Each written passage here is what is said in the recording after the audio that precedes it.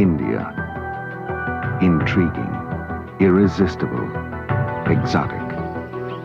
Its wonders drew ML Elric. like an obsession into the heart of a mystery.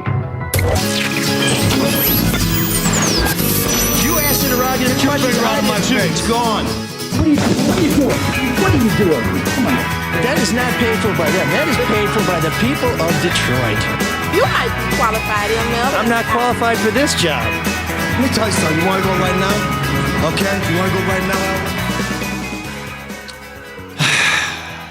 Elusive India, land of amazing scenery, eons of culture, beautiful women, exotic spices, but just beyond my grasp. I should not be here today, Any more stereotypes? my old friends. What's I mean cliches. Sorry, that's what I meant. exotic spices? No, I meant cliches. I apologize to any spices. Nutmeg. Not By as the exotic as way, I thought. why did- Cloves. why did we have Not to as start exotic as I thought. Why do we have to start the show? We were having so much fun and just shooting the breeze. Well, Because the sooner we start, the sooner you get out of here. Is that it? and I have another job to do today. So. Oh, you do? Let's get that. Yeah. God, We did really do a really good 1 hour show before we did this show. So Why if don't this you one roll on sucks, that? I think we're boy. we're pretty much well, I don't know how much of that could be aired. I do have a question. Maybe I've heard this intro since the beginning. What are we talking about? 5 years or so? Yes. It never dawned on me until this moment. I'm not sure why. I guess it's because I'm slow and not all that bright. That's the same thing. You say in the intro you're not qualified for this job. It's a self-deprecating moment, and I thought, wow, why doesn't that carry over to It's the only show? levity we get. Exactly. I thought, oh my God, why have I mean, I've heard that 5 years every week. I'm not sure why it didn't dawn on me till today, but bravo. The truth is, I was eminently qualified for that job, but I didn't think the city council president would follow my advice. So. But you were making a little jokey joke at yourself. That was great. It was adorable. It was. You know, I don't always take myself seriously, Shawn. If I did, I wouldn't sully my reputation by spending time in the basement with you gentlemen. But it's great to be back. I guess that's what I was trying to say. Back. You never left. And I know. that's why I find it funny when you're like, I think it was Clerks, and they're like, I'm not even supposed to be here today because you're not supposed to be here. Yeah. No, I'm supposed to be in Goa, India. In fact, Isn't that where the spies go? I don't know. The hitmen? Goa? No. No, they go to I'm thinking- Altoona, Pennsylvania. Or is that Jason Bourne? Am I confusing Mike's life with Jason Bourne's life? There's a lot. There's a lot of confusion simple there. mistake.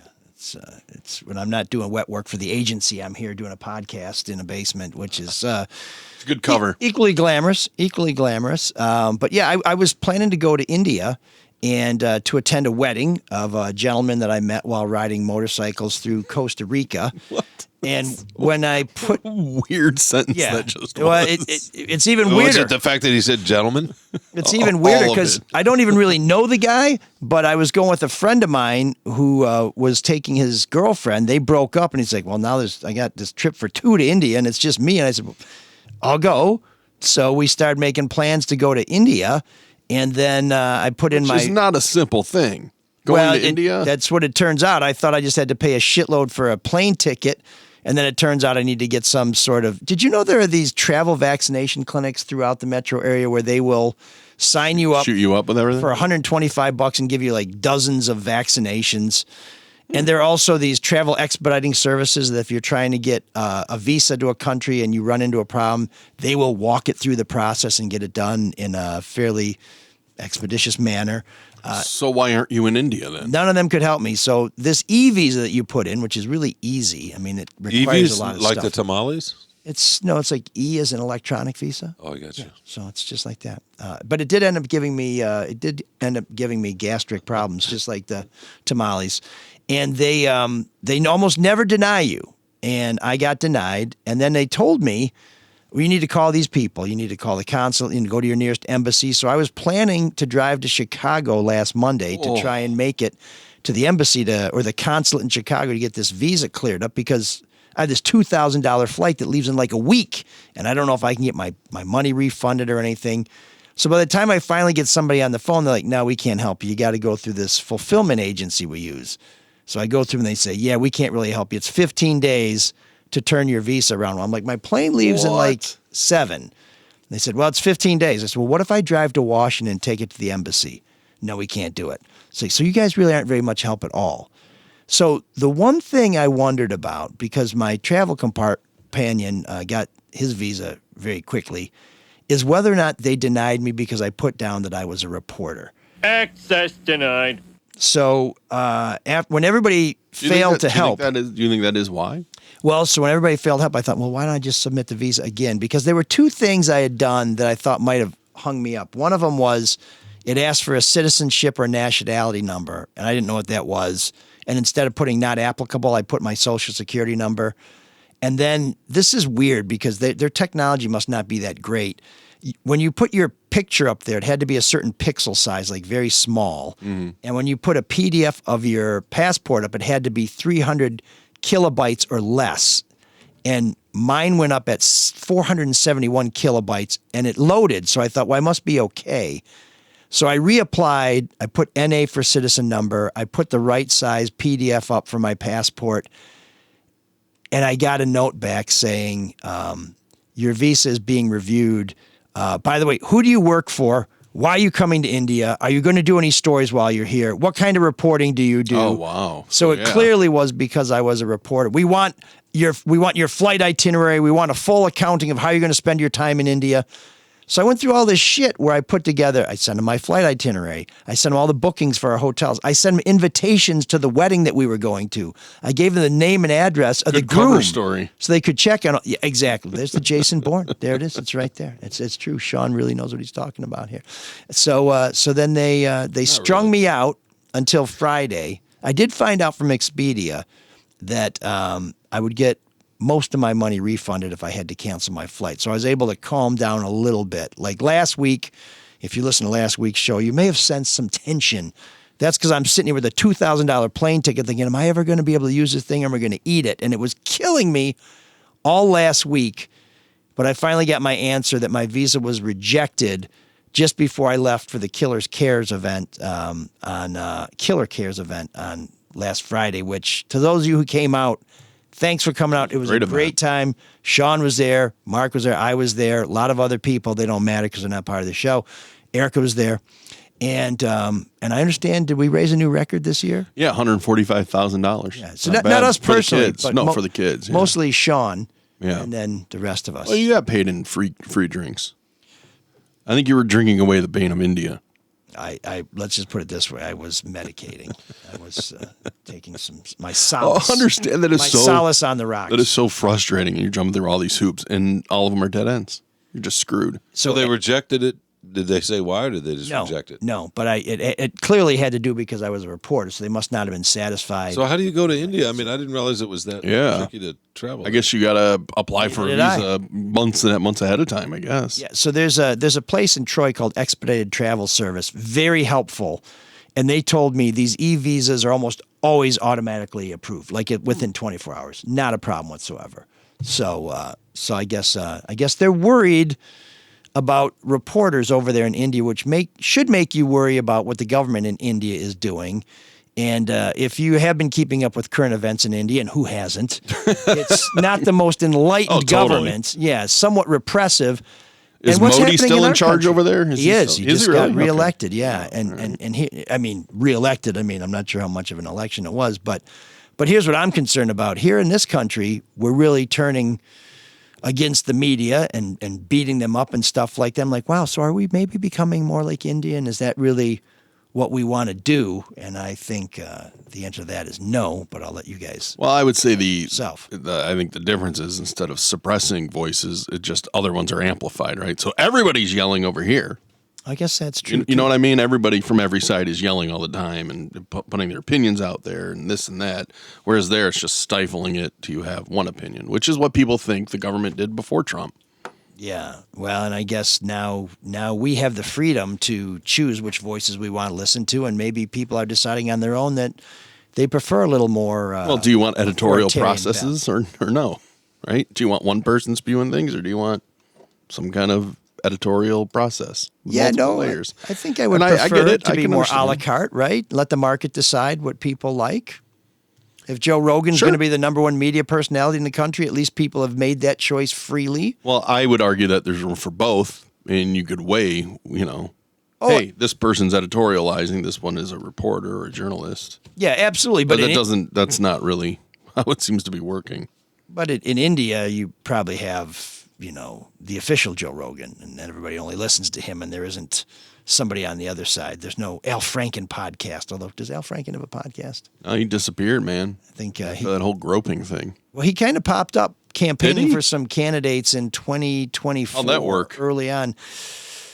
I think he was campaigning for, or at least sending out solicitations to raise money for people like Colin Allred and stuff. So he was trying to help, but he kind of faded as we got close to the election. But yeah, so I'm not supposed to be here, but I am. And that means that tonight I'm going to be available to go to Mary Sheffield's kickoff campaign for mayor of Detroit. Now that Mike Duggan has decided he's officially running for governor, and he's not doing it as a Democrat, which I think surprised everybody. But before we get to that, I do have to tell you something that's really important, and that's how we're here, and that is because we're supported by Luke Nowacki of Pinnacle Wealth Strategies. We'll tell you in a few minutes how you can avail yourself of his services, financial planning to try and give yourself a more secure future. Caju Cafe, when you need a good time, you can go feather bowling, you can have some great food, you can listen to some great live music on the east side at the Caju Cafe. We'll tell you who's coming up this week. And, of course, our Patreon subscribers and those people who make one-time donations to support this show, because sponsors are hard to come by. We just lost our biggest sponsor, so we're more reliant than ever on our audience. That means you to let us know you want us to come back every week with a small donation, either a one-time donation, which is always appreciated, or just a little something every month. And there's another way. Just until today, this is Tuesday, December 10th, until tonight, you can support the show by making a purchase from our online shop. We'll have a link on our website, mlsoulofdetroit.com. You can get great T-shirts, polo shirts, hoodies, hats, koozies, stickers. And Erica Erickson has designed some apparel just for the ladies and for the somewhat confident gentlemen that I think you're really going to dig. So that's a good way to support the show and look cool doing it. And I saw a couple people wearing our gear at Killer Cares, including Don. Don was a 9, and with that T-shirt on, he became a 10. It can happen to you too. So I'm sitting here just thinking, God, what would I rather go to, a wedding in India or the announcement of Mary Sheffield running for mayor? Well, you'd rather be here. Well, I think I would. I would rather be here than either of those. And we may still be, depending on how long this rather takes. Be here. By the way, there's a list in front of me, and there's one word that keeps catching my eye on this. Non sequitur? It's no, it's about that 2 words. It's about a, I guess another show on this network, but one of the categories is whores. What are you talking? Oh yeah, I didn't label that. You know? Yeah. Well, do you want to? I can tell you. That explains why they're doing so well in the ratings. I can tell you who each of those women are too. Would you like to know? Sure. One is a self-described whore named Bonnie Blue, who's going for the record to sleep with the most men in one 24-hour period. She's trying to get 1,000. Self-described whore. 1,000? Yeah. Mm-hmm. Yeah, it's quite a thing. Sound like there's much blowing going on from Blue. I don't know who that second one is. I think she was that Lily. I think she was going for the record too. Haley Welch is the Hawk Tua chick who just conned a bunch of people out with her cryptocurrency for millions of dollars. You know the Hawk Tua. Does that make her a thief or a whore? Well, she's definitely a thief. Hustler. How about we cover it? I don't know if the Hawk Tua line makes her a whore or not. I think it's just an all-encompassing word somebody else chose. And then Sophie Rain made $43 million on, allegedly $43 million on OnlyFans. So now you're caught up with who these women are. How do you keep up with all of this pop culture? It's my job. Is it? Yeah. We're selling T-shirts, and she made $43 million? That's what she claims on OnlyFans. Shawn, could you show a little more skin? No, you don't want to see that. I'm just thinking. She It's covered up in hair anyway. Not all of it. Not the head. Damn it. Okay. Well, wow. Gross. I'm tempted to get back to the conversation about Mike Duggan and Mary Sheffield, but I'm not sure that that's an appropriate segue here. Do you object to the usage of the word whore? No. Oh, Okay. I've looked. All of a sudden, I looked and I said, "Oh, whores. Oh, okay." Yeah, That's interesting. the world needs whores, right? Well, as a union It's not guy, pejorative. It also says Yacht Rock documentary, which was the first podcast we did this morning before we started recording. A lot of it was about yacht rock, Which was great. which you love. I appreciate sat it. that one out. I Not a yacht rock guy. No, but you like. I like Steely Dan. You like Steely I don't Dan. consider them yacht rock. they are the godfathers of yacht rock. I consider them more like 100%. art rock, art house rock. prog rock. No, not prog rock. That's more about trolls and mountains and wizards and shit. You ever listen to early Genesis? Yeah. I mean, it's with Peter Gabriel. I mean, it's all just like we're climbing the mountain. No, not good. It always amazes me how much lyrics mean to you, as opposed to the actual sound of the music. Like it blows me away. Well, there- Oh, lots we got of a peop- great song Lots in of people like that. Room 7609. Has No, I one know, of the but- best Oh yeah, I lyrics. had another song for you, and I forgot. I like plenty of songs just that have the most trite or pointless or horrible lyrics because I just like the music associated with it. I think lyrics make a song better. It was But a new wave song for Mikey too, and I forgot. oh, Man, well, you'll tell us when this song's running. No, I can't remember. I'm glad somebody's keeping track here. But It wasn't Yazoo.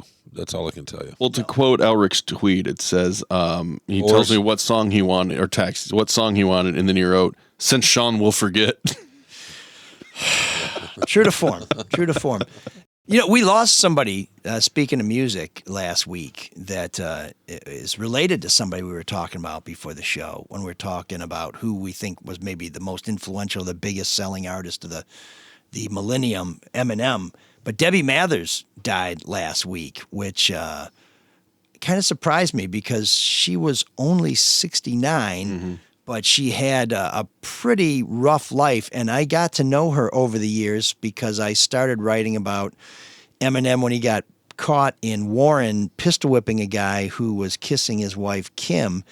And she was an interesting woman. I would say that the portrayal in 8 Mile and a lot of the lyrics about her did not cast her in the most favorable light, but were not far from the truth. She was a mess. We interviewed her once, and it made the tabloids. It made like the Globe because of something she said. She was a loose cannon. What'd How'd she she say? make news? What'd she say?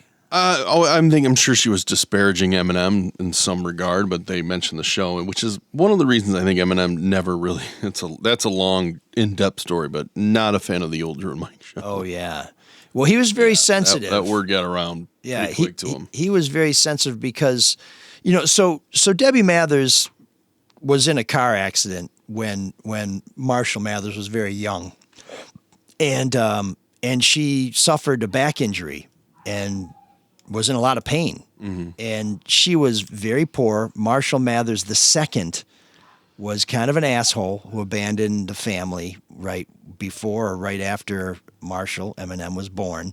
So she had to raise this kid by herself. She's up here from, I think it was Missouri, just barely getting by. And like a lot of people who don't have means, when they're wronged, they turn to the courts for some sort of remuneration. And so she did sue a lot of people. She sued a lot of people who were involved in accidents. She sued a lot of people who she thought ripped her off. She sued the school district where Eminem went to school in Roseville because he was being bullied by a kid named D'Angelo Bailey, who I met and interviewed on the playground outside the school. By the way, it looks like he stopped growing in middle school because he may have been the biggest kid in the 6th or 7th grade, but he didn't get much bigger after that. And so she tried to get what she thought she was entitled to by filing lawsuits, which in Eminem's, life became my mom is litigation crazy. She pops a lot of pills. Well, she did file lawsuits because she had some hard times and she thought she got done wrong. And she did take a lot of pills because she was in chronic pain. And one of the things you find when you dig deep into Eminem's life is that there's a lot of truth in it, that this is really his life put to music. And she was someone who was a mother who loved him, but also was cloying and sort of overprotective, like the mother in The Wall. If you're a Pink Floyd fan, didn't want to let him out because she was afraid to turn him loose.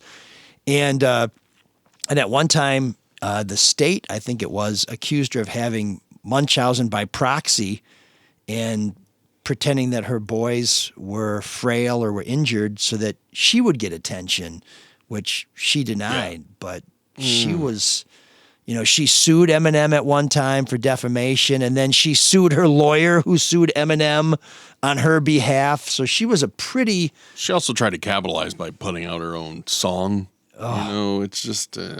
Yeah. I think the fact that she gets an obit because she is Eminem's mom is you kind of made your. But she was his muse. She inspired him, perhaps not in the way that most artists would want to be inspired, but she kind of lit that fuse that became this. Yeah, so did Kim. But it's all Eminem. That's Mark. I don't know if you know this. Mike made his name a little bit at the Free Press in the early days, covering Eminem. From Macomb County. It was a first big investigation I did for the paper, for sure. And then it turned into a freelance piece for salon.com that almost got me fired, but that's another story. Well, I want to hear that story. That was very uncomfortable. What happened? Very uncomfortable. Let's see. Let's go back in the Wayback Machine. No, not too far back, though. This was back in 1999, where a lot of people didn't have this thing called the intranet, or they didn't really use it very much, and there wasn't very much social media. So you weren't supposed to freelance? Is that what it was? Let's just say it hadn't been thoroughly vetted, but I would write stuff about Kid Rock was in the news a lot, and Eminem was in the news a lot, and obviously they're two major musical figures in Detroit and nationally who were from Macomb County. So Kid Rock was in a custody battle. No, explain to readers, you were in the Macomb, back when we used to have bureaus, you worked from Macomb County. Right. I worked in Mount Clemens as the crime and politics reporter for Macomb County, and boy, oh boy, did those two lines intersect a lot. Yeah. I think at that time we had just had a judge who was removed from the bench because he was getting blowjobs from women who went into court. He said, well, we can make this case go away if you meet me in your car. The sheriff had just been accused of rape, and there was a bunch of other crazy. David J. was a state senator who was accused of domestic violence, and he was a big pro-gun guy whose gun fell out of his pocket when he was on the Senate floor. There was all kinds of colorful characters. There was a guy named Larry Schaub who had sold his baby daughter for weed. It was a pretty colorful time for sure. And so I started looking into Eminem, and I got to know Eminem's mother and his Uncle Todd, who was a great guy, but had moved to Michigan from Missouri after he got out of prison for killing a guy. He also tried to make his own music. I've got the CD, and let's say A for effort, but maybe not for aesthetics. In fact, Eminem's mom and grandmother were like, "Well, you've got Todd's," because Todd tragically took his own life, as did Eminem's other uncle, who inspired a lot of his music too. And when I was talking to Debbie, and she's like, "You've got Todd's music?" I said, "Yeah, don't you have a copy?" She's like, "No." So I burned a CD and sent it down to them. I never got a thank you. Maybe they listened to it and were like, "Okay, let's keep this thing locked up." But they were quite an interesting family, and she was, she'd say some crazy shit, and then you'd quote her, and then Eminem would say something, and then she'd call you and be like, "Why'd you print this garbage?" Yeah. And you're like, "Well, because you said it." And so how'd you get in trouble? And he said it, and then she'd chill. "Oh, sorry, I thought I talked my way out of that." So I would. By the way, it's still on their website too. So salon.com. Yeah, it's a great. Hey, what can I tell you? It's a great profile. It's also the first chapter in a book called White Noise, which is an anthology of Eminem stories written by different reporters from around the country. Oh, and you said first chapter. It was the first chapter. Oh, nice. So what happened? So what I would do is I would write stories for the Free Press, and we would print them, obviously, and then we'd put them online at freep.com, which at the time was, I don't know, we just put shit on the internet, right? Because that's what you're supposed to do. Someday it might be important. And after it was published in the Free Press, I would write a similar version, probably shorter, for rollingstone.com. And some of the stories I would freelance. And so I wrote this major profile of Eminem, and it was really long, and it was very, how do I want to put it? It was written with a lot of language and kind of a style that doesn't appear in the Free Press very often. And so after the Free Press published it, the Free Press version, I took the original version and sold it to salon.com, and they published it. And one of the Kid Rock pieces I wrote, just a little tiny thing, because he was going through this custody thing with Kelly South, who was his ex-wife. The Free Press, for some reason, didn't publish it. They sat on it. And then Rolling Stone did. And one of the feature editors came down to my boss and said, why is Elric writing shit for Rolling Stone that we don't have?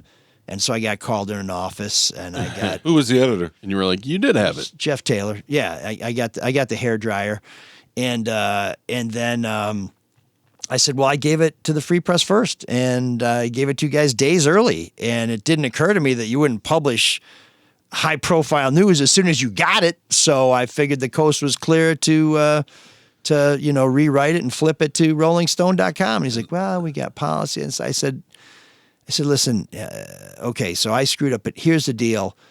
I'm a young guy. I got a newborn, and I got a 1-year-old, 2-year-old at home. I just bought a house. I just moved here. My wife is working part-time from home while raising the kids. I was just the obituary writer. I don't make that much money, so I got to hustle on the side. And at that time, I was working as a beer vendor and at the ballpark. I'm like, I'm hustling to pay my bills, so here's a way for me to make a little money on the side that doesn't hurt the Free Press because you get everything first. And it just didn't work out this time, so I'm sorry. And so like, okay, well, don't let it happen again. I'm like, okay, great. And I kind of slunk out of there and just like, whew, okay. But that's the Kid Rock article. What happened with the Eminem article? I asked you 20 Well, minutes so ago. here's the thing: is I kind of had sold the Kid Eminem thing at the same time, and it hadn't been published yet. And I will tell you, I sold it for substantially more than I was. Tell us what you sold it for. At that time, Yeah, what do they pay? What did they pay at that time? So year might have been 2000. $1,000, might have been $1,500. That's a decent chunk. Pretty good, yeah. 2000. Well, I'll tell you, it was 1 month's mortgage payment, which is not insignificant. So, being me, I had a 15-year note. How did you do it to Salon? Did they come to you? Did you go to them? No, I pitched it. I pitched it to a couple of places, and okay. at that time, Salon was kind of the edgy, online. It was Salon and Slate, and so I think I may have pitched it to both, but Salon took it, and they allowed me to write it the way I thought it should be written, and it's With lots of extraneous words? I was just trying to answer. Do they have their own editor? So, but so then, Yeah, I owed you that from all the Yeah. crap earlier today. so First show we did. So that we I- didn't record. Yes. Yeah. so I got this Of course, thing the that's. listeners aren't privy to that. So. I'm walking around with this live grenade in my pocket. I just don't know when it's going to go on, but I couldn't tell Salon, hey, don't run it now. God, I mean, I no. wanted the money, but more than that, I felt this was a piece of writing I was really proud of, and they were going to do it in a way that the Free Press wasn't, and that's fine because it's a different audience. So where your boss is just like, Elric, we just told you about this Rolling Stone thing. How did they find out? Who found out and who? That was a very mild version of what they said. So really? what happened? Yeah, as we asked 20 minutes ago. Something along the lines of, Who found out? I think it was the first guy who dimed me out on the Rolling Stone thing. But anyways, he went right to the boss. And so the Back boss. to Jeff Taylor? Well, no, it was the boss's boss. Oh, Bob Magruder. Well, No, it was Carolee Hutton. Oh, it was Cal. And who's that? I don't know so who these people are. She He was an editor of the paper. She was the first woman to edit the Free Press and is not in the Michigan Journalism Hall of Fame, although she should be. And the suspicion is that she's kind of been blackballed because of some of the things she did The Mitch. with thing. Mitch album, which I think is unfair. Oh, so 'cause she gets was- penalized more than Mitch does? She was So you guys don't have to comment on yeah, that. she was a very, very good editor and very worthy. She was, yeah. But she was. also had a temper, and she called Jeff in, and she tore Jeff's ass up like, this son of a bitch was just doing this, and I thought you said you got this fixed, and here he goes again and does it, and what the hell? So Jeff got hided, and then it's like, hey, come on in. And I think I was working in City Hall then, because by then I was a City Hall reporter, so I had to come from City Hall to the office and go to his office, just like, oh God. I mean, you want to talk about that walk down Execution Row, and I get in there, and he was pretty cool because it was really more like what the hell am I going to do with you, you asshole? Yeah. And he told me, and I told him, I said, what I just told you guys, because it's true. I said, dude, I know you guys tore me up, and fair enough, but this was already sold. I was in an impossible place. I felt like I couldn't tell them don't publish it. I needed the money. I couldn't tell you, by the way, you guys just murdered me, and now these guys are coming, so you should probably get ready to kill me again. So I just have kind of been living, in hell, waiting for this all to break, and now it's broken. And he's like, okay, well, you better go see the boss. And I actually, I can't remember whether I had to go see the boss that time, but by then word was flying through the newsroom that, Elric's in the office. This new guy is fucking spending all his time in the boss's offices. What's going on? Doesn't look like a lot of gossip around that place. Doesn't look like he's getting promoted. Well, everybody had glass offices, so when you go in there and somebody's arms are flying around and somebody's got their head down, it's not that they won the Pulitzer. So I think I had to go in there, but by then people from the union were running up and said, "Do you need somebody to go in there with you? Do you need a delegate? Do you need a representative?" And I was like, "No, I'm just going to go in there and I'm going to, Just get yelled at. So did you go into Cal's office?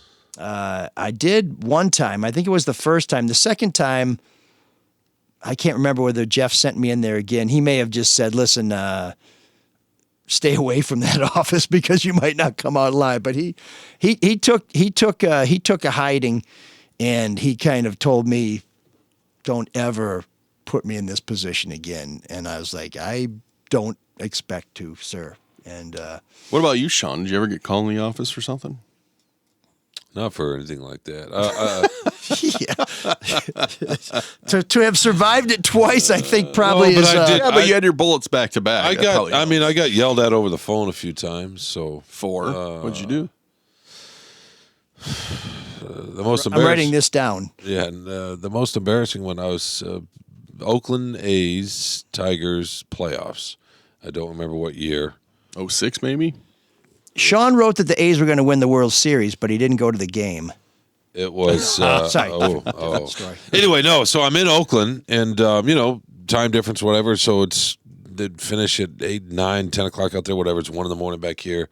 The deadlines were really tight. I filed something at the deadline, and back in those days, you always had to either call in the office after you filed, or at least email double check, right? Because we weren't working directly in the system like we do now.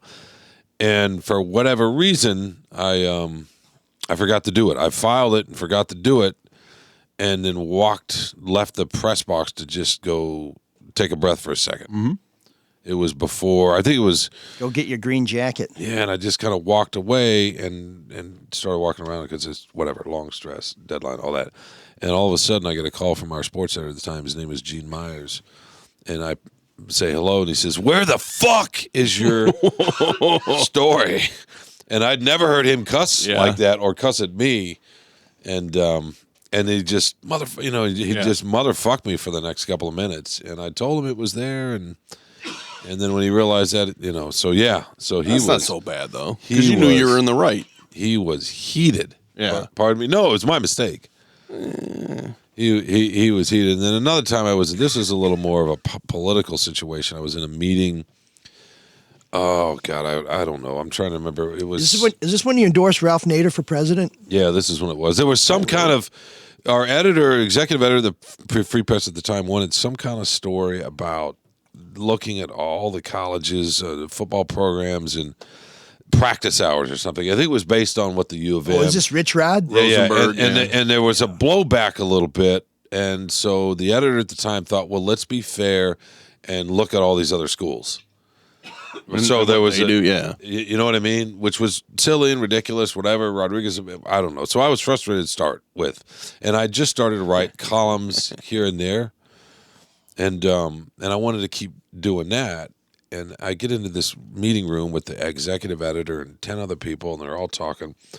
And the executive editor decides that I'm going to get pulled off these columns I was just starting to write and get thrown into this project. And I leaned back in my chair and snapped my head back, and I didn't say anything, like a whiny teenager, like, oh my fucking God, I can't believe you're going to do this. It's a natural reaction. And I couldn't, I was so frustrated. And plus, there'd been some stuff that had happened at the time with. Cal was the editor at that time? No, Paul. Paul. Oh, God. There was some stuff at the time, some decisions that had been made in the department that I don't want to get too much into the weeds. Tom Panzenhagen? No. It's just with my job and related to some other stuff. Yeah. Anyway, so I was already a little bit frustrated, but so I have that reaction, and I didn't think a lot of it. I was just, I can normally control myself, but I couldn't. And again, the same editor, Gene Myers, calls me into his office after Paul went and reamed him out for my piss poor. Oh, that sucks. That body language, and that I wasn't a team player, and I got called in, and he's like, "What the fuck were you doing? You know, I'm trying to get you and help you and get you to this column, but you're just undermining yourself." And he was just going on and on. He was right. He was completely right. I was totally in the wrong, and I've used that lesson with my boys. In fact, you know, when my youngest played basketball, one time he didn't get as much time in a game. And he sat on the bench and leaned back and put his head back, just like I did in that meeting. But at least he had an excuse. He was 16. Yeah. And I told him, somewhat of a natural reaction. I said, son, if the coach looks over and see you on the bench, you're never going to get in the game. You can't do that. Yeah. And then I told him about my experience. I said, I completely undermined myself as a grown man, and you got to learn that. So it's a good lesson. It was a good lesson. You can't. You gotta be aware of what you look like, your body language, your tone of voice, all that. I got called to the carpet once because early on working with Drew and Mike, I would work 6 days a week. I would do the show every day, and then the sixth day was the best of day, where we just ran, the tapes from the earlier part of the week on a Saturday. There's like 2 songs an hour. It's just a way to be on the weekend and expand it all. And I had done that for probably 2 years, so I would have been 23. 2 years, and then finally it's like, you know what? We're gonna have a part-timer come in. They're gonna run it back, just start, logging it out for them. And I did it, and I did it, and then did it. And over Christmas vacation, I forgot to do 2 of them, so I did the one, but not the other. Oh, so the person shows up that Saturday after New Year's, and is like, oh, there's nothing to run. Of course, It's like a 3-hour show, right? 4 hours. Yeah, so it's not like they're just gonna knock that out. So there's no music either. There's no music log. Ooh. So then they had to call the program director, music director. And the worst part was, they tried me first to see, like, did you put it somewhere else? Where is all this material? And my phone was dead. So I didn't even know until the next day. And then Podell on Monday calls me and just reamed me out. He was famous for his, his yelling and his ream jobs. I don't know what you would call them. And ever since then, I've just had this obsessive thing about making sure my phone is charged when I go to bed. Good lesson. Yeah, I don't know. I mean, it's good lesson. I learned something. Yeah, me too. I was not proud of myself for that reaction. Although one thing when he was yelling at me stuck out in my head, and it says, "I have a stack of resumes of people who do your job," and I'm sitting there going, "Do you really? Do you really though? Am I being replaced before this happened? Because why would you get the resumes that quick?" Yeah, I know what he meant. He meant that a lot of people can do this job. Like in The Devil Wears Prada, 1 million girls would kill to have your job. Yeah, no, I got it, and other times I got in trouble for different things. So Doug Podell wears Prada. He was a tough program director. I heard about the cross dressing, but I didn't know it was so high haute couture. Oh, he's making a bad joke. I know he is. I'm trying not to laugh. Just try not to laugh at him. Try not to indulge. I will just tell you, know what I mean? To bring things full circle, that was not the last time I got called into Jeff's office. But no, I'm sure it wasn't. I'm sure it was. No, I got we all have the first one for me was just I forgot. It was you got to learn from that. The second one was I was so frustrated after probably a year. And I'd let it all come out. And I was really frustrated with the executive editor at the time, Paul. Have you guys ever had or know somebody who's had one of these incidents? No, Paul and I have not made up for that. Where they didn't survive? No. You're not going to get fired in a vacuum for something like that. Yeah, you'd have to be an accumulation. I know someone who's gotten fired from an accumulation of those things. So I'm going to tell you a story unless it's such a huge fuck up that. Yeah. Well, so this guy survived, but and I someday I want to have him on the show to tell this story and produce it and do it like a little NPR type of thing because it's such a great story. But Shawn, Ben Schmidt, and anybody who read crime news at the Free Press from 2000 to about 2010, 2015, read Ben Schmidt, great reporter, terrific police reporter, great person all around. He when he and I were working together in New Hampshire, we would all cover these little towns, and crazy shit would happen, and there's a lot of sort of hillbillies out there in New So you just Hampshire. wanted the last word, did you? No. This story, if I can get to it, I think you'll appreciate. This is a guy who almost. Well, no one's holding you up. Well, Shawn just interrupted me. You had one line. You didn't have to go off on a tangent. Now I'm holding you up. Just go. Just tell the story. Are you sure it's your story to be told, by the way? So Ben didn't get fired. Is Ben okay with you telling the story? Ben didn't get fired. I guess. What we happened? Just tell the story. Oh, now you're begging for it. Yeah. You're gonna have to work a little harder, son. So Did there you was just call this. him son? There was this guy Stop. in this town named Danny Osborne. This little town. He was like the local shithead. Like the cops were always getting called out for Danny Osborne. Always Danny Osborne in trouble. So Ben had written something about Danny Osborne shooting some place up and getting arrested, and he got locked up in the Merrimack County Jail. And this was mid-90s, so, we didn't have cell phones, and most of us didn't have pagers, so they just tried to call you where they thought you were going to be if there was an issue.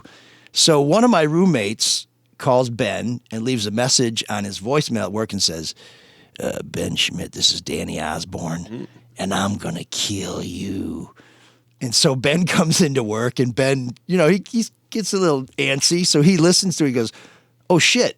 This guy, he's a New Hampshire guy, tons of guns. Maybe he's going to kill me. He's tried to kill other people. I just wrote about him trying to kill some people. So he goes to the bosses and says, hey, I just got this voicemail. Maybe it's my roommate. I don't know. But what should we do? And the boss, we're not taking any chances. They call the Merrimack County Sheriff. The cops are over.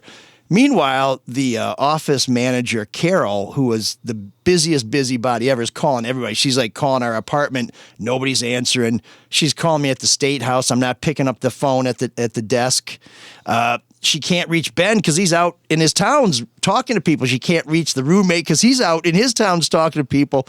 Finally, she gets me on the phone and says, did you leave a voicemail for Ben? I said, no. She said, do you know if Kent did? That was our other roommate. I said, no. And he said, well, oh no, sorry. Ben left the message for Kent. God damn it, I got it all wrong. So he said, well, I think Ben's in a lot of trouble. So Ben gets called in the office, and they finally get him. They said, Ben, right in the office. Ben's in there. The bosses are screaming at him.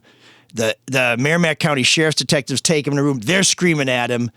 And just before he goes into the room, the city editor says, Ben, I don't know if I'm going to be able to save your job. So Ben goes in there, gets the hairdryer treatment, comes out of there.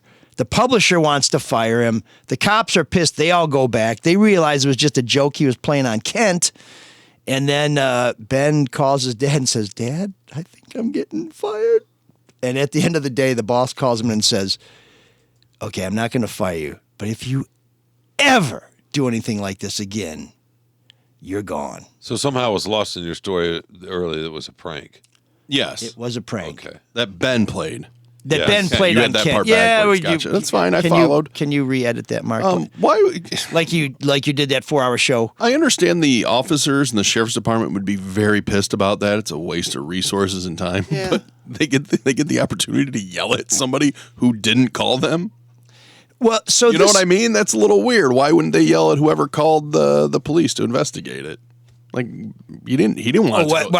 I think Ben didn't want it to go that far. Ben would have got fired if the cops had yelled at the editor. I think the editor would have said, I'm not taking a beating from the cops. You're out of here, pal. Isn't that weird? That I don't know. I think it's a little odd. They should have just been like, oh, but a bunch of assholes, and just left instead of reaming out the pranker. But he's a kid, so maybe. In my experience, there are a lot of small town cops whose idea of doing their job is bringing somebody into a room and screaming the hell out of them. You know, scaring them straight. Yeah, I guess small town's a little different, I suppose. Yeah, and Merrimack County is not like Wayne County. These are small places in New Hampshire, and this is a big deal. But Danny Osborne did eventually get free. Kent wasn't killed. That's the important part. And Ben is working as an editor in Pittsburgh today, so everything worked out. Oh man, the geeks have inherited the earth. Did I do that? What a dork. Does him wanting to play with us again mean that he's turning into a geek, or we're turning into cool guys? I'm definitely going to have Ben tell that story someday because he'll get it right. He won't mess it up. I totally. I was under a lot of pressure. I had Shawn staring at me the whole time. I was listening. Glowering. He's so intimidating. I was listening to you. There's nothing intimidating about me at all. Yeah, it's the first time Shawn's actually paid attention to anything I was saying. The pressure was too much. No, actually, when you were telling the story, he just did one of these, like...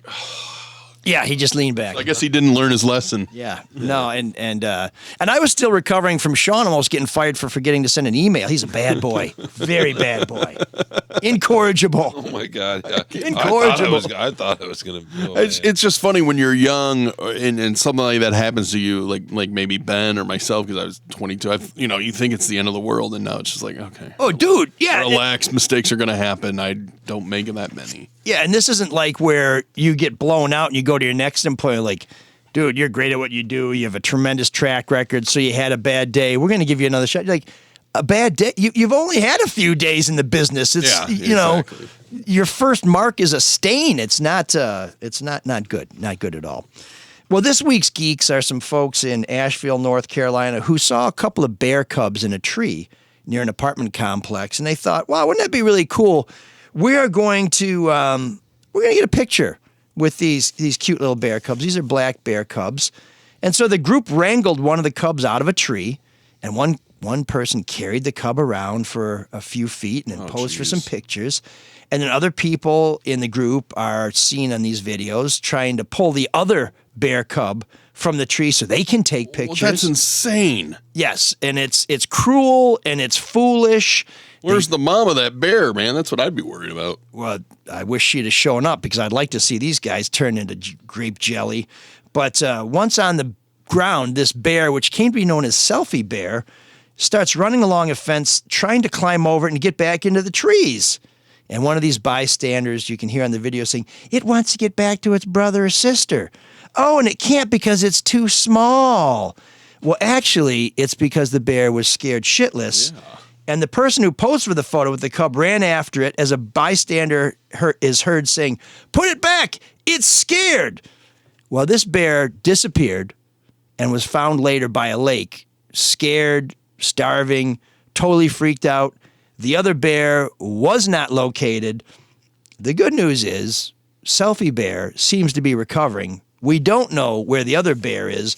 But if you're these kind of assholes who want to mess with wildlife because you think it'll make a great selfie. This is a pretty good selfie, though, you got to admit. And I'm sure it went viral. Very photogenic. Did you see it? Yeah. I mean, it's a cute bear. Can you show it? That's part of the video. For those of you supporting us with the $5 a month Patreon donation, you can see this video. This is just the first one I saw here. It's the first one. Yeah. Yeah. There's a whole video of them pulling the bear out. I mean, the bear's the cutest thing in there. I mean, those chicks are gross. Sorry. Right, we're going to editorialize. We're going to judge them by the content of their character. But when you're pulling a bear cub from a tree, you're not cool. And this is going to seem like a very mild condemnation. But you are our Geeks of the Week.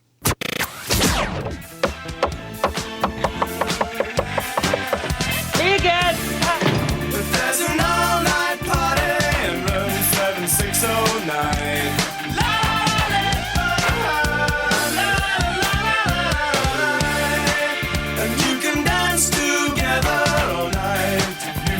Time.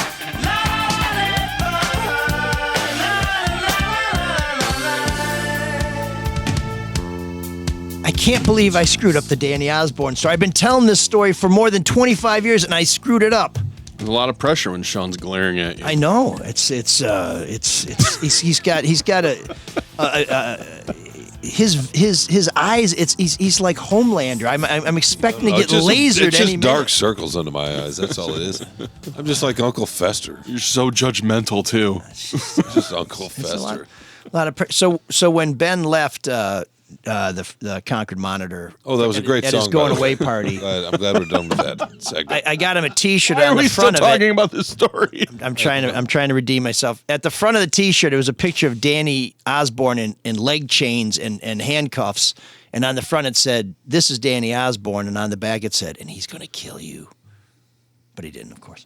Okay, maybe that didn't save it. Okay. Just when I think you couldn't possibly be any dumber, you go and do something like this. And totally redeem yourself. Thank you. That really made the story better. Thanks, Lloyd. So, speaking of people who are forgetful, Last week, Shawn, to our amazement, said, "Are you going to mess this up?" Because he's glaring at you again. Get the camera on me, because I want this to be. He said, "I got to ask a question. Can I make a suggestion for room 7609? I want to do the Thompson Twins lies." So, because it is a season of giving and forgiveness, we're going to play the Thompson Twins with a song that even Shawn likes. That's a fun song. Called Lies.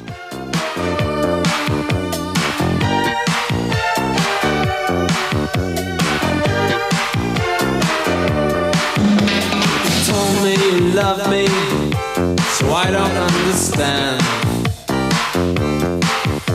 why promises are snapped in two, words are made to bend. Bigger, better, some stolen from Japan, collected from around the world, in case you they can. Lies, lies, lies, yeah. Lies, lies, lies, yeah. Lies, lies, lies, yeah. Lies, lies, lies, yeah. Do I have to catch you out to know what's on your mind? Well, Cleopatra died for Egypt. What a waste of time. The white ones and red ones, some you can't disguise. Twisted truth and half the news, can't hide it in your eyes. Lies, lies, lies, yeah. Lies, lies, lies, yeah. Lies, lies, lies, yeah. Lies, lies, lies, yeah.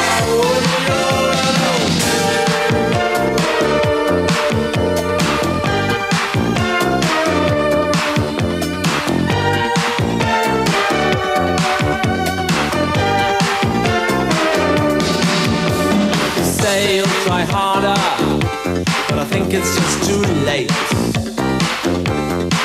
Well, the car is revving in the drive, and I'm not the sort to wait. Bigger, better, some nick from old Saigon, collected from around the world. Love lies on and on and on and on and on. Lies, lies, lies, yeah. They're gonna get you. Lies, lies, lies, yeah. They won't forget you. Lies, lies, lies, yeah. They're gonna get you. Lies, lies, lies, yeah. Ooh, yo. Lies, lies, lies, yeah. Lies, lies, lies, yeah. Lies, lies, lies, yeah. Lies, lies, lies, yeah. Ooh, yo. Lies, lies, lies, yeah. Lies, lies, lies, yeah. Oh, man. Sounds repetitive. A great song, but the video doesn't quite hold the up. videos, and the song's really not that great either. I heard a couple bars of it a few weeks ago. Why did you want it then? Because I heard a couple bars, and I'm like, oh, I think it just took me back to an era. Terrible song, terrible video. We've got to play it on the show. And I thought it'd be nostalgic, and I thought Mike would like it. So I was just trying to be a good teammate. Great lyrics. You told me you loved me, so I don't understand why promises are snapped in two and words are made to bend. The bigger, the better. That's what lies are. The bigger, the better. It's like it defines our political culture these days. It's a fantastic song. The video, gross. I'm not sure that. Yeah, the bare feet. I don't get that. And then the person wearing kind of a ninja outfit with like a farmer's hat from Vietnam. I guess they think, well, I guess it's somewhere in Asia, so it must be all come together. It's not. Maybe it's in India. Oh, maybe they got their visas. I'll have to take your word for it. I've never been. Never will be. It's not looking good. I kind of want to apply for a visa to India to see if I get accepted, just to rub it in. It costs you $25 in tax. I guarantee you'll be approved within a day. What airline were you flying? Air India? I was flying Delta to Newark and then Air India to Mumbai and then Mumbai to Goa. And Air India from Mumbai to Goa. Yeah. Where's their call center located? Air India. Oh, you think that'd be ironic if it was here?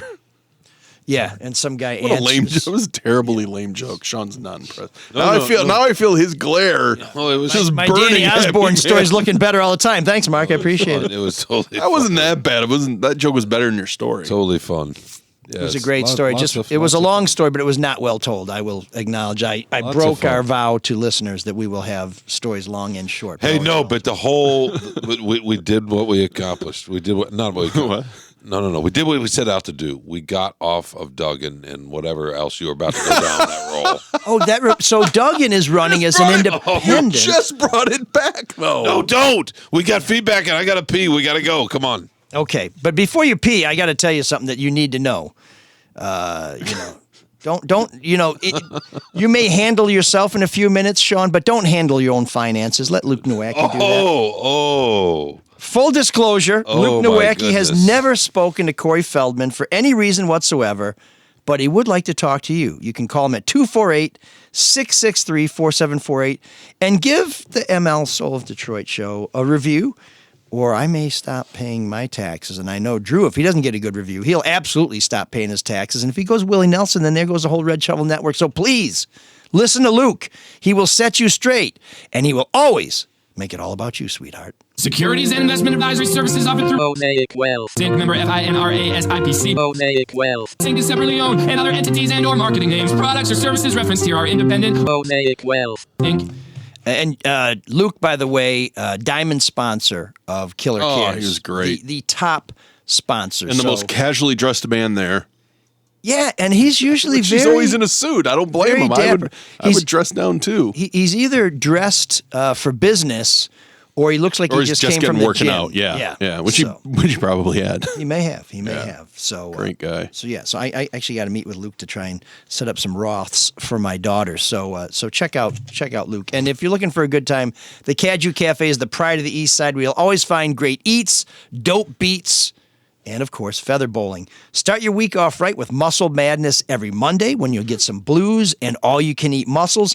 Lots of other great stuff on the menu if you don't like mussels. Wednesday is karaoke. Thursday, hear Eric Goebel and the Flying Crowbars.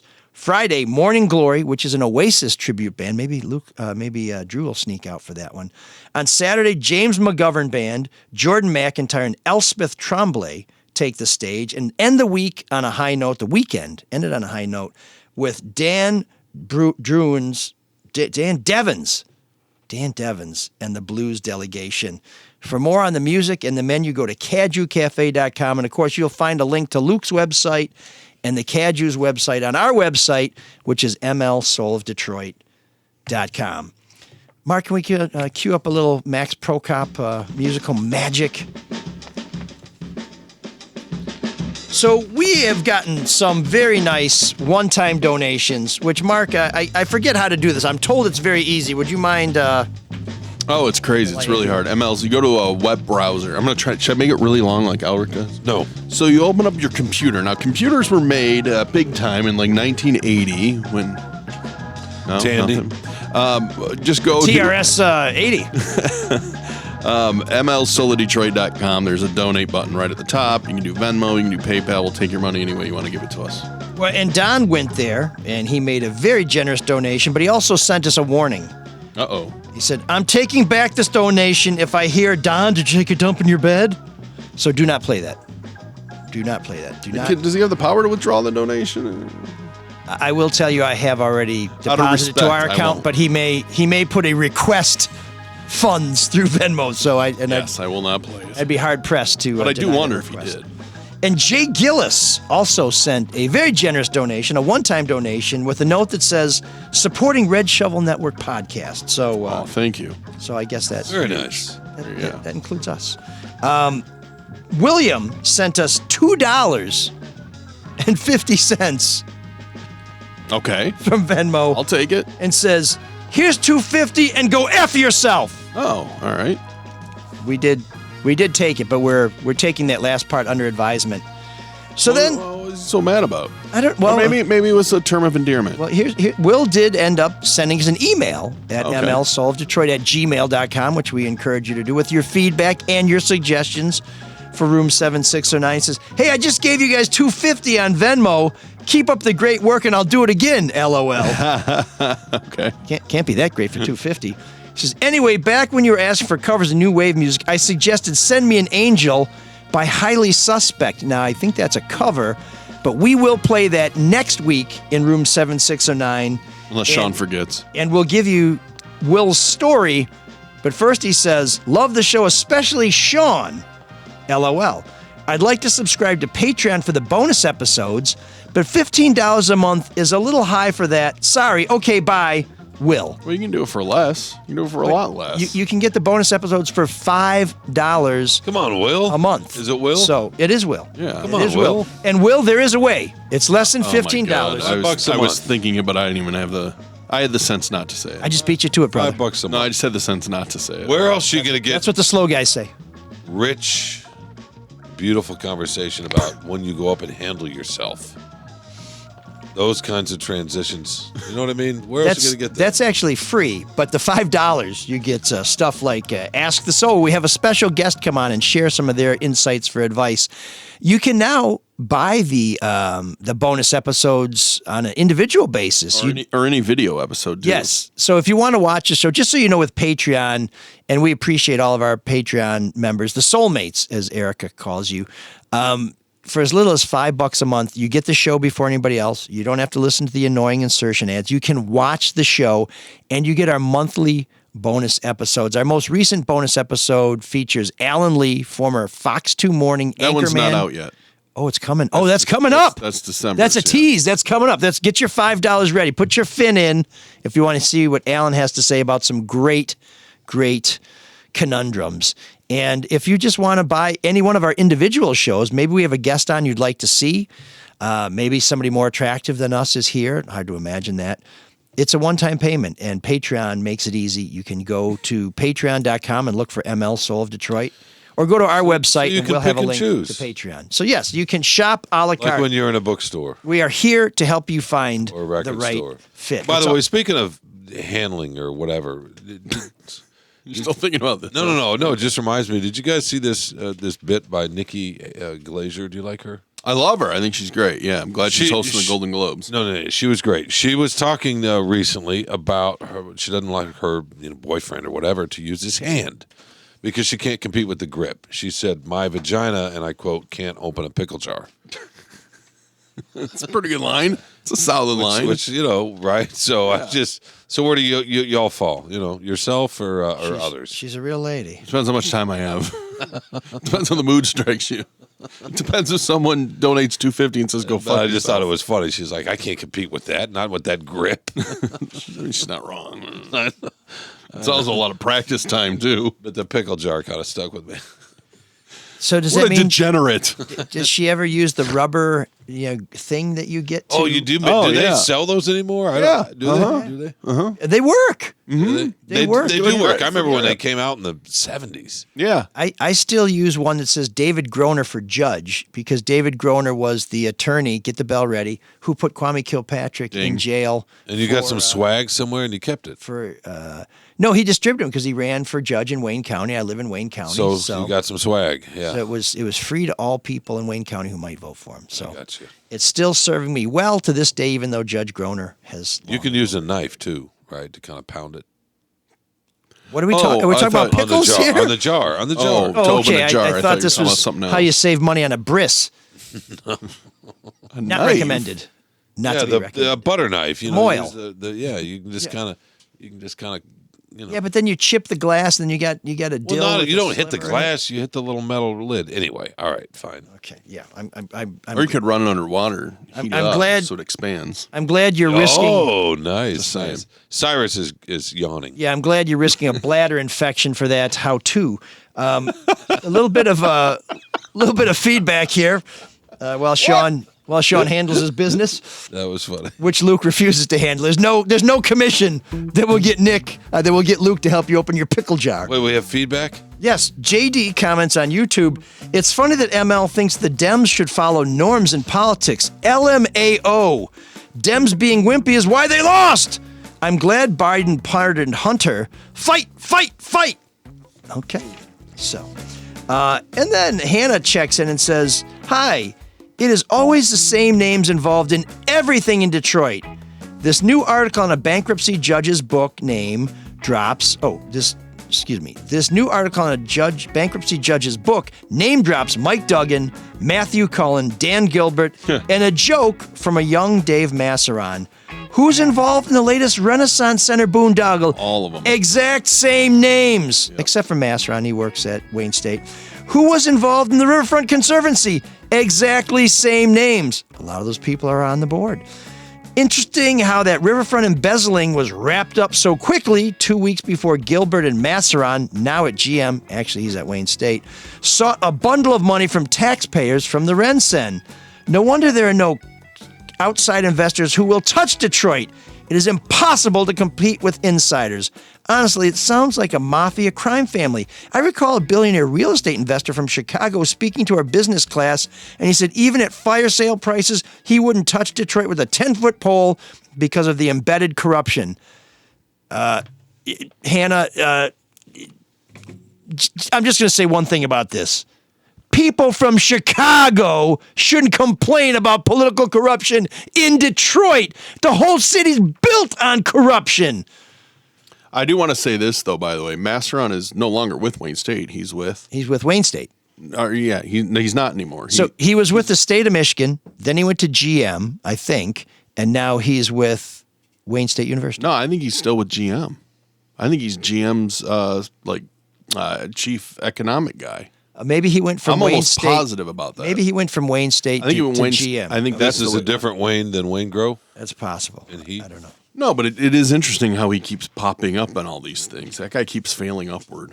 Well, he's a money guy. I mean, he's one of the people. Well, I mean, I know that Charlie's been very critical of him, and I guess you can judge his record for yourself. But he was one of the financial people in the city of Detroit when they came out of bankruptcy, and the city now has a massive surplus. So I wouldn't say he's necessarily failing upward. I think Flint was a total disaster. I don't think he was involved in Flint. That was before he was with the state, wasn't it? I thought he output the whole bond deal together. You need to get off the Charlie for the water Charlie stuff. Juice. I may be confused, but I'm not happy with this. I thought he was with the DMC. I love that reaction. Well, no, I just don't like this guy. He just seems to be involved in a lot of questionable activities. So I don't know enough to say about his resume, but I will tell you he was part of the city of Detroit when the city turned its finances around. But let's cut to what we do know. The city of Detroit has a problem with the Renaissance Center. Nobody can make this property work. And Dan Gilbert has said, I'll fix it if you give me $250 million in tax breaks, which is insane. No thanks. This is how real estate works. If you know the project isn't going to work before you buy it, don't buy it, okay? Once you buy it, if it turns out to be a white elephant, it's yours. Yeah, and don't expect us to give $250 million worth of peanuts to feed your elephant. So now GM comes along and says, well, you know what? We can just keep it and we'll knock it down. We'll knock the whole thing down. Go ahead. Knock it down. And now there are people saying, well, it's so iconic. It's part of our sketch. Does the Rensen mean that much to anybody in this area? Seriously. You know what? To me, it's a symbol of knock it down, and we have a beautiful view of the Windsor Riverfront, which is lovely. Build some low-rise places along there where people can have residences. I'm telling you, that is some of the primest real estate in the city of Detroit. We will find something to do with it. If you don't know how to make that property work, somebody else will. I don't think they I don't think they realized the threat of tearing it down was not a threat at all, because everyone's like, yeah, do it. Go ahead. Get rid of it. We don't care. Yeah, and I think J.C. Reindell at the Free Press, who's been on this show before, and other reporters have said that this is kind of a GM strategy, which is, we'll take care of it, but we'll do it in a way where everybody's like so appalled that they're like, no, please don't do that. Please don't do that.